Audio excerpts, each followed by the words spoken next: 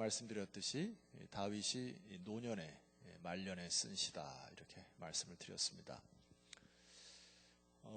그의 말년의 인생을 뒤돌아보면서 쓴 시로 알려져 있고 어제 뒷부분을 이제 계속 묵상을 해보니까 어떤 인상을 받냐면은 그 솔로몬이 전도서를 기록한 것과 같이 이 다윗이 이 작은 전도서 엑기스를 담아서 쓴 전도서와 같다는 느낌이 마음속에 들어요.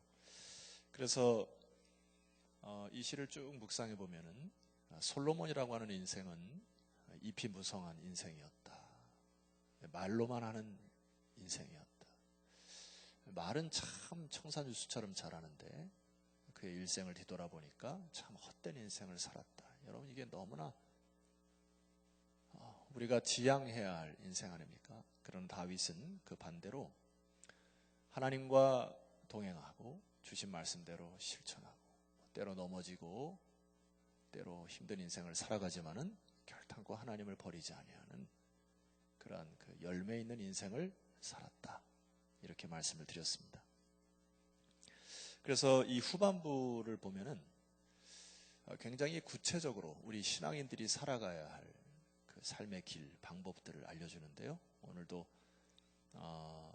제가 3가지 정도로 여러분에게 좀 말씀을 드릴까 해요. 자, 먼저는 우리가 그 암송하고 좋아하는 구절이 있어요. 여러분 23절 말씀과 24절 말씀을 한번 읽어보면 좋겠습니다. 자, 우리 정신 잘 차리시고 23절과 24절 너무 유명한 말씀이고 여러분이 좋아하는 구절이죠. 함께 읽어보겠습니다. 시작. 여호와께서 사람의 걸음을 정하시고 그의 길을 기뻐하시나니 그는 넘어지나 아주 엎드러지지 아니함은 여호와께서 그의 손으로 붙드심이로다. 너무 좋아하시죠? 이 말씀 때로 여러분들이 실패하고 어렵고 고난당할 때 이거를 붙들고 일어서는 분들 많을 텐데 여기에는 조금 더 깊은 묵상이 필요합니다. 왜냐하면 제가 어제 말씀을 묵상하다가 23절이에요. 여호와께서 사람의 걸음을 정하시고 그의 길을 기뻐하신다. 이 말을 계속 묵상하다 보니까 그러면 하나님에게 온전히 책임이 다가고요. 우리 인간에게는 책임이 없는가 이런 생각이 드는 거예요. 아, 그래. 우리의 인생을 하나님의 걸음을 정하시고 그 길을 기뻐하시면 하나님께서 넘어지나 아주 엎드러지지 아니하게 하시는 것이 여호와의 주권이다. 이렇게 생각을 했어요. 그래서 제가 이제 히브리어 성경이나 다른 성경들을 쭉 찾아보니까 조금 다른 그 깊은 의미가 있습니다. 예를 들어 쉬운 성경은 이렇게 이 23절 초반전을 설명을 해요. 여호와께서 어떤 사람의 가는 길을 기뻐하신다면 이런 뜻입니다. 조금 더 구체적이죠. 이 히브리어를 풀면 다시 이런 거예요. 신실한 사람은 하나님과 보조를 맞추어 걷기 때문에 여호와께서 그의 손으로 그를 붙드신다. 여러분 주목해야 합니다. 다시 한번요. 쉬운 성경에 여호와께서 어떤 사람의 가는 길을 기뻐하신다면. 자, 어떤 사람, 여기는 여러분이죠. 여러분 어떤 사람들이십니다. 어떤 사람이 하나님을 믿고 그 길을 따라가는 사람들을 하나님이 기뻐하신다. 그 사람을 하나님이 붙드신다 이거죠. 자, 이게 큰 차이입니다. 하나님을 모르는 사람과 하나님을 아는 사람과의 큰 차이가 바로 이 부분인데 쉽게 한번 여러분에게 설명을 드리겠습니다. 제가 어렸을 적에 우리 외삼촌이 술만 드시면은 부르는 그 구성진 가락 중에 이런 내용이 있습니다. 오늘도 걷는다마는 제가 가요는 안 부를게요. 시험에 받을 수 있어요. 그 다음 단어가 뭡니까? 정처 없는 이발길. 그래서 하면서 이 세상을 한탄하죠. 이거는 세상 사람들이죠. 오늘도 길을 걷는데 정처 없이 걸어요. 세상 사람들은 방향과 목적 없이 걸어요. 그러나 우리 그리스도인들은 그렇게 걷는 겁니까? 아니죠. 돌아갈 고향이 있으시죠? 하나님께서 주신 길이 있으시죠? 그것을 성경에서 요약해 보면은 믿음의 길이라 이렇게 표현하고 좁은 길이라 표현하고 십자가의 길이라 표현합니다. 하나님을 알고 하나님께 주신 방법을 알아 이제는 다른 길로 곁길로 가지 아니하고 오늘도 걷는다마는 믿음의 길, 좁은 길, 십자가의 길을 걷는 자들, 그것이 여러분들 아닙니까? 아멘 하셔야죠. 자, 그런 자들, 하나님을 의뢰하고 신뢰하는 그 자들을 하나님께서 기뻐하시고, 아 그래, 너 나 믿고 나 따라오는구나 하고 그들을 그의 강한 손으로 붙드신다. 따라서 여러분, 하루하루 삶이 녹록지가 않아요. 제가 볼 때는 많은 성도들의 기도 제목이나 또 많은 성도들과의 상담을 하면 참 어려운 인생을 살아갑니다마는, 그러나 오늘도 걷는다마는 정처 없이 살아가서는 안 됩니다. 자, 그러면 이 고백이 오늘 23절과 24절이 이 다윗의 그 말년의 신앙 고백과 같은 것이라는 생각이 들어요. 근데 이제 세 가지로 그 믿음의 길을 우리에게 제시를 합니다. 자, 우리 첫 번째 구절인데요. 25절, 26절을 저와 함께 읽어보도록 하겠습니다. 시작. 내가 어려서부터 늙기까지 의인이 버림을 당하거나 그의 자손이 걸식함을 보지 못하였도다. 그는 종일토록 은혜를 베풀고 꾸어주니 그의 자손이 복을 받는도다. 이 말씀을 제가 오늘 세 가지 정도로 말씀드릴 텐데, 여러분 각자 말씀 주어줄 때 이 말씀 부여잡고 기도하세요. 그럼 하나님께서 큰 은혜 주실 줄 믿습니다. 다윗이 말년을 통하여 인생을 쭉 돌아보니까 이게 뭐가 느껴지냐면은, 다시 한번 제가 설명드릴게요. 내가 어려서부터 늙기까지, 그러니까 지금 죽음을 앞둔 시기까지 하나님을 믿고 믿음의 길, 좁은 길, 십자가의 길을 걷는 사람들에게는 버림을 당하거나 그의 자손이 걸식함을 내가 내 눈으로 본 적이 없다. 그런데 그 사람들의 독특한 특징은 26절 말씀 보니까 은혜를 베풀고 꾸어주는 인생을 살더라. 그렇게 나와 있습니까? 아니요. 종일토록. 여러분 희한한 거 아닙니까? 자, 솔직히 질문해 보세요. 내 것이 있고 남의 것이 있고 나도 먹을 게 별로 없는데 이게 구워주고 베풀어주는 게 쉽습니까? 어렵습니까? 솔직하게 얘기하세요. 어려워요. 굉장히 어렵습니다. 그래서 대다수 세상 사람들은 움켜쥐고 독식하고 그렇게 살아가요. 그리고 다른 사람 거를 착취하고 살아갑니다. 근데 희한한 것은 다윗의 눈에 볼 때 하나님을 경외하고 하나님을 두려워하는 사람들 인생을 보니까 종일토록 은혜를 베풀고 꾸어주는데도 그의 통이 마르지 아니하는 것을 보는 겁니다. 할렐루야. 이게 사렙대 가부의 그 역사 아니에요. 한 가부가 하나님을 만나서 자기 있는 것을 드렸더니 죽기까지 하나님이 그의 통을 마르지 않게 하시는, 뭘 본 겁니까? 여호와의 손이 붙들어 그의 인생을 책임져 주는 것을 본 거예요, 다윗이. 이것을 간단하게 생각하면 이런 겁니다. 평생 동안 말이에요, 움켜쥐고 독식하고 자기 배불리고 그렇게 살아가는 사람이 있을 수 있어요. 누구든지 삶을 살아가니까. 근데 희한한 건 말입니다. 베풀고 꾸어주고 나눠주는 인생을 살아가는데 희한한 것은 어떠한 방법으로 내 창고가 꽉꽉 채워지고 다시 마르지 않게 채워주는 역사를 경험하는 사람들, 여러분 이 길을 걸으시기를 소망합니다. 이게 놀라운 거 아닙니까? 그것이 교회입니다. 그것이. 두 번째요. 27절 말씀을 보니까 우리 함께 읽어봅시다. 27절 시작. 악에서 떠나 선을 행하라. 그리하면 영원히 살리라. 여러분 어려운 거 없어요. 말씀을. 가끔 성도들이 얘기할 때 목사님 말씀이 복잡해요. 뭐가 복잡해요? 이게 복잡합니까? 27절. 악에서 떠나 선을 행하라. 단순해요. 그리하면 영원히 살리라. 이유가 있습니다. 왜 악에서 떠나라 하는가? 자, 28절 말씀 보세요. 여호와께서 정의를 사랑하시고 그의 성도를 버리지 아니하심이로다. 그들은 영원히 보호를 받으나 악인의 자손은 끊어지리로다. 쉬운 성경으로 보면 28절, 왜냐하면 이유, 여호와께서는 올바른 사람을 사랑하시고 신실한 사람들을 떠나지 않기 때문입니다. 하나님의 속성이 선하신 분이에요. 하나님의 속성 자체가 신실하신 분입니다. 그러므로 악에서 떠나 선을 행하고 신실한 자들을 하나님이 지키실 수밖에 없어요. 이게 하나님의 속성이 원래 그런 거예요. 우리말로 하면 하나님이 원래 그렇게 생겨 먹으신 분이에요. 그래서 악에서 떠나 선을 행하는 자들에게 하나님께서 그의 손으로 꽉 붙드신다. 이것을 믿고 오늘도 걷는다마는 정처 없는 이 발길 버리시고 십자가의 길, 믿음의 길, 순종의 길 뚜벅뚜벅 걸어가시는 여러분 되었으면 좋겠습니다. 세 번째입니다.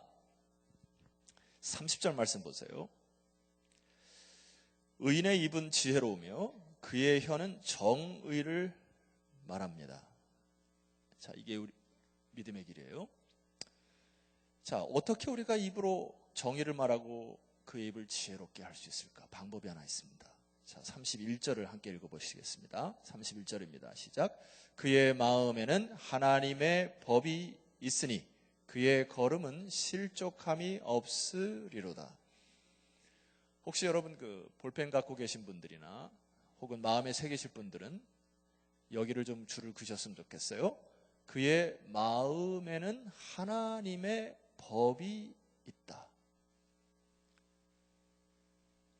쉬운 성경으로 좀 더 쉽게 읽어드릴게요. 의로운 사람들은 지혜를 말하며 바른 것들만 말합니다. 31절, 하나님의 교훈을 마음에 두고 살기 때문에 결코 넘어지지 않습니다. 우리의 마음에 하나님의 법을 두고 살기 때문에 하나님께서 그의 마음을 지키시고 그의 손으로 그의 인생을 붙드신다. 말씀이 우리를 살아나게 한다. 어제 말씀드렸죠? 다윗이 왜 하나님의 마음에 합한 사람입니까? NIV의 영어 성경 보니까 A man, 다윗이라는 사람은 after his own heart, 하나님의 뜻을 따라 하나님의 발에 맞추어 그의 뒤를 따라 말씀의 뒤를 따라. 어제 말씀드렸듯이 성경에 온유라는 단어가 구약의 언어와 신약의 언어가 좀 다른 색깔을 나타냅니다. 어제 혹시 새벽 예배 나오신 분, 구약의 히브리어의 온유는 아나우라는 단어인데 뜻을 이해를 하셨죠? 어제 아나우라는 단어는 고통과 고난 속에서 철저히 깨어지고 부서지고 비천한 상태가 되다 보니까 이제 내가 소망의 하나님을 바라봐. 하나님을 바라보는 자를 그 아나우라, 온유라 말씀드렸습니다. 근데 신약의 아나우는 예수님께서도 마태복음 산상수훈에 보면은 온유한 자는 복이 있나니 할 때 그 온유한 자는 프라우스라고 하는 단어인데요. 제가 오늘 설명드린다고 약속했죠. 이 프라우스라는 단어는 한번 따라하면 좋겠습니다. 어떤 것에 의하여? 길들여진 성품이다. 이게 온유예요. 모세라는 인물을 잠깐 예를 들어보죠. 모세는 사실 야생마 같은 캐릭터를 가졌습니다. 지구는 못 사는 성미예요. 그래서 애굽 땅에 살 때에 그의 동족이 죽은 것을 보고 욱하여 가서 그냥 벌처럼 날아가지고 한 군사를 죽여버립니다. 그리고 애굽을 떠나죠. 이게 모세의 성깔이에요.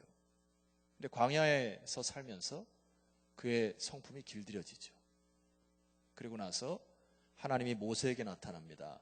그러면서 뭐라고 얘기합니까? 이제 하나님 모세를 쓰실 때 출애굽기 3장 5절에 정확하게 이 구절을 기억하실 것입니다. 여러분 기억하셔야 합니다. 모세야, 내가 선 곳은 거룩한 땅이니 아멘 하셔야 합니다. 그리고 뭘 주문하십니까? 내 발에서 신을 벗으라. 여러분, 두 가지 의미를 마음속에 새기셔야 합니다.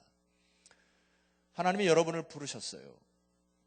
한 사람도 외에 없이 이 자리에 앉아 있는 것만 해도, 이 방송을 보시는 여러분들만 해도 하나님의 성령의 강권적인 역사로 부르셨습니다. 근데 하나님 뭐라고 얘기하시냐면, 얘들아, 내 발이 딛고 있는 내 가정과 내 발이 딛고 있는 내 사업장, 수많은 관계, 그곳은 내가 선택하여 너희들에게 보낸 땅이니 그 땅은 거룩한 땅이니라. 사명감으로 사셔야 되는 거예요.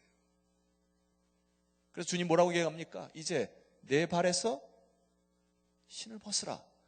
지금까지는 네가 신발 신고 가고 싶은 대로 다 갔지만은 이제는 내가 신발을 신겨줄 테니 내가 신발을 신겨주는 그곳으로 순종하고 따라가고 살아가고, 지금까지는 네가 쓰고 싶은 돈 다 쓰고 살았지만은 이제는 내가 쓰고자 하는 그곳에 네 손과 발을 들어 하나님께 순종하는 인생 살길 바란다. 이게 바로 온유입니다. 야생마는 주인이 없는 말이에요. 산천초목을 자기 멋대로 돌아다니면서 살아갑니다.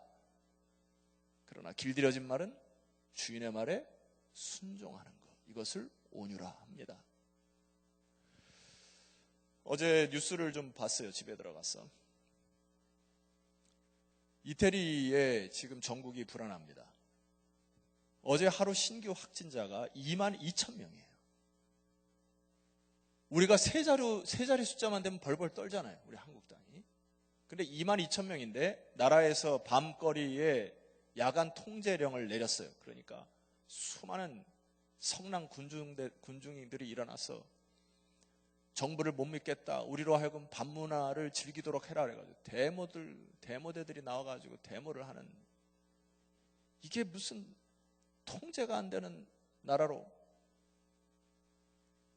저는 그들의 삶들을 봅니다. 그동안에 살았던 삶들이 밤의 문화에서 술 마시고 노래하고 희덕거렸던 그런 삶들을 통제하니까 이제는 그들을 길들여져 버리니까 다스릴 수 없는 상태가 되어버립니다. 무정부 상태가 된 것 같아요.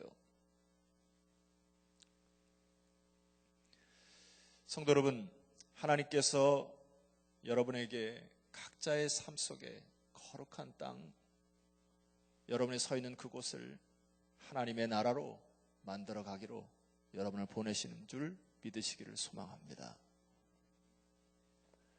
그리고 이제는 여러분 발에서 신발을 벗으셔야 합니다. 그것이 성경에서 말하는 온유입니다. 자, 결론적으로 말씀을 드리겠습니다.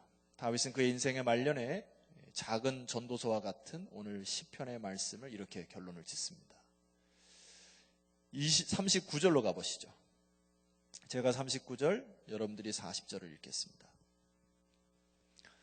의인들의 구원은 여호와로부터 오나니 그는 환난 때에 그들의 요새이시로다. 40절.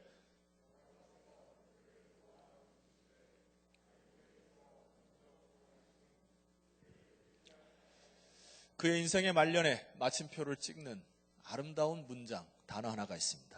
오늘 제가 설교 제목으로 삼았던 거, 그를 의지한 까닭이로다. 멋있어요. 다윗이 우리들에게 도전하고 권면하는 메시지예요, 이게.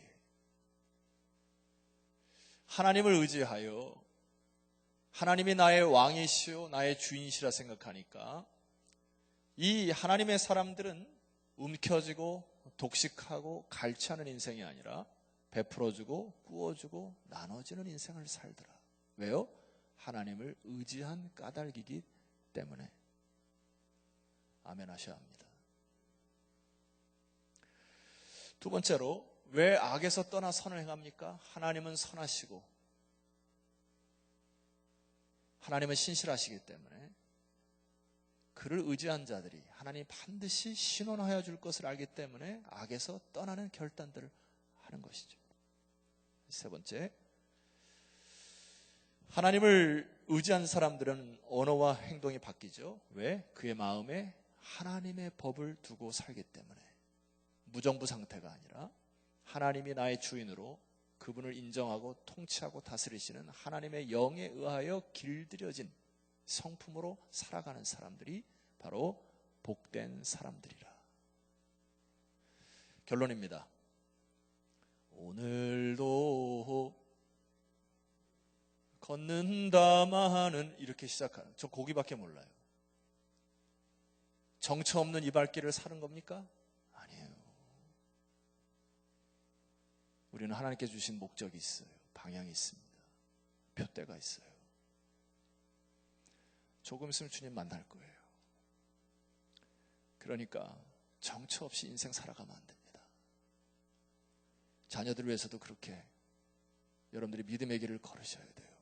때로는 마음이 힘들고 어려울 수 있어요. 그러나 오늘 하루 믿음의 길이 무엇이고 십자가의 길이 무엇이고 희생의 길이 무엇이고 헌신의 길이 무엇인지 하루하루 순종할 때 주께서 비로소 여러분의 기도와 그 발자취를 주님께서 인정하셔서 여호와의 손으로 강하게 붙드시는 그 인생, 그런 축복의 인생이 되었으면 좋겠습니다. 찬송합시다.